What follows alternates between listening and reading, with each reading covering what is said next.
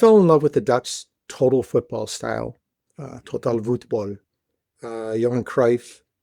And there was something about the art. I looked at soccer, I saw soccer as a Jackson Pollock drip painting. And I looked at it as if you assigned a color to each player on the field, and every time they touched the ball, that color would be released.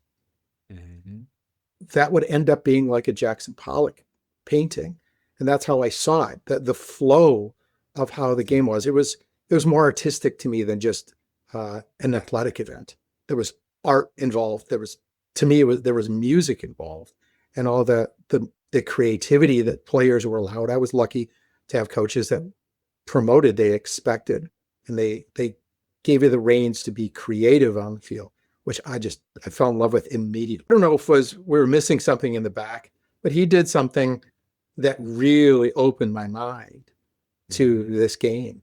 I started going to the library and jotting down things, and I came up with a diagram of an area in the penalty box where for every goal scored in this, I called the scoring zone, it takes 15 shots outside the scoring zone to score a goal. And I found this when I started coaching 10-year-olds. I found this later when I was coaching at the high school level, at the university level. I noticed that as well at the professional national team level. It's generally around the same thing. So simplification, attack the scoring zone, and we defend the scoring zone. I look at the game, Sid, as not being linear, but being angular. So right. I want to see triangles, shapes, triangles that are changing, constantly changing, but still the triangular form. We played with 7 midfielders, 2 backs, 1 forward. So I'm really going to be tapping into Cruyff did with Guardiola, what he's done at Man City, what he did at Barcelona as well, and what he learned from Cruyff. Call me crazy, I don't care.